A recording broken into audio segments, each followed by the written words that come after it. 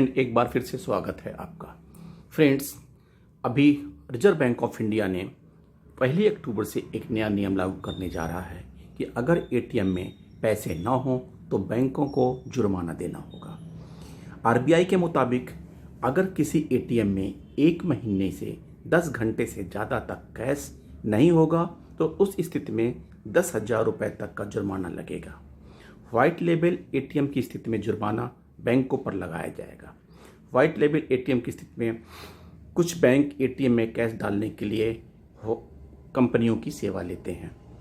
RBI के मुताबिक अगर किसी एटीएम में 1 महीने में 10 घंटे से ज़्यादा तक कैश नहीं होगा तो उस स्थिति में 10,000 रुपये का जुर्माना लगेगा। रिजर्व बैंक ने कहा है कि एटीएम में कैश होने की स्थिति में सिस्टम जनरेटेड स्टेटमेंट देना होगा। ये स्टेटमेंट आरबीआई के इशू डिपार्टमेंट में भेजा जाएगा जिसके अंतर्गत एटीएम आएगा। फ्रेंड्स, कुछ मानों में अगर ग्राहकों की सुविधा की बात कहें तो ये डिसीजन ठीक है, परंतु बैंकों के हिसाब से देखिए तो ये एक तरह से बैंकों पर जाती है, क्योंकि अगर सामान्यतः एटीएम में कैश न रहने की स्थिति आती है, अगर बैंकों की हर शाखाओं में इस तरह से अगर एटीएम संबंध में अगर जुर्माना लगेगा तो बैंकों का ज़्यादा से ज़्यादा नुकसान होने की संभावना है। फ्रेंड्स, इसके अलावा एक इम्पॉर्टेंट न्यूज़ ये है कि जैसा कि आपको याद होगा कि 28 जून 2021 को डीएफएस ने एक सर्कुलर जारी करके अपने नेशनलाइज बैंकों को इन्फॉर्म किया था कि कम्यूटेशन फैक्टर जो 60 साल में रिटायरमेंट के बाद जब हम कम्यूट करते हैं, पेंशन का कम्यूट करते हैं, वो कम्यूटेशन फैक्टर को घटाने के लिए कहा था। और अभी ये स्थिति इम्प्लीमेंटेशन की नहीं आई थी, लेकिन इंडियन ओवरसीज बैंक ने यूनिलैटरली इसको अपने यहाँ लागू कर दिया है। Unilateral reduction in commutation factor from 9.81 to 8.194 effective from the 30th June 2021. Indian Overseas Bank flagrant violation of pension settlement dated 29/10/93 and the BPR 1995. We are shocked to learn that the management of IOB, throwing bilateral sensitivity into the winds, has implemented the DFS advice to IBA even before IBA Managing Committee deliberating on the issue and discussing the UPU. BPR 1995 was approved by the Parliament and it is a subordinate legislation which cannot be tinkered by the individuals manning the banks, eyeing extension, elevation, reappointment after the privatization. We condemn the illegal action of IOB. All the survey union and retiree union should raise in one voice. Friends, अभी Indian overseas bank के जो union all India overseas bank employees union ने 9 अगस्त 2021 को अपने members को सूचित किया है, हेडिंग दिया है unilateral reduction in the commutation factor. It has come as a bolt from the blue to note that the HRMD had unilaterally reduced the commutation factor for employees superannuating the services from the bank from 30th June 21. The commutation factor had been reduced from 9.81 to 8.194. Commutation, it is understood that the Department of Financial Services, Ministry of Finance had sent a communication dated 28 June 21 to the management of the nationalized bank informing the reduction of the commutation factor to the whole-time directors and the career officer of the banks.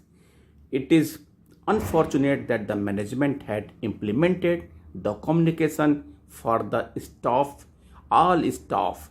We were informed that the management had sought for a clarification to the DFS, but in the meanwhile the management had affected the revision of the commutation factor before clarified by the DFS.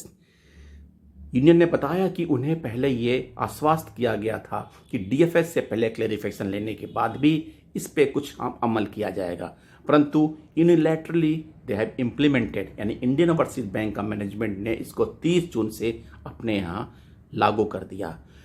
आप example के लिए बताएं कि clerical staff जिसका basic पे 65,830 है, अगर basic pension होगा उसका 32,915 एंड 1/3 ऑफ द बेसिक पे एमॉलमेंट्स टू 10,971, 33% ऑफ कम्यूटेशन ऑफ, अगर 9.81 फैक्टर लिया जाएगा तो इस हिसाब से 12,91,506 रुपीज़ उनका कम्यूटेशन आएगा। लेकिन अगर ये 8.194 के हिसाब से कम्यूटेशन कैलकुलेट किया जाएगा तो ये आएगा आपका 10,78,756।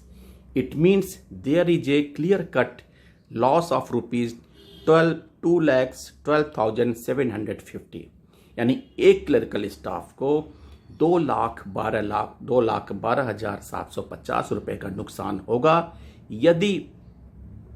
यदि हम इसको इस फैक्टर को इम्प्लीमेंट करते हैं। सब स्टाफ के केस में अगर उसका बेसिक पिन 37,145 है, बेसिक पेंशन 18,573 है एंड 1/3 ऑफ द बेसिक पे एमॉलमेंट्स कमिट जो होगा वो 6,191 होगा और ये मिलेगा आपको 7,28,204 रुपीज़।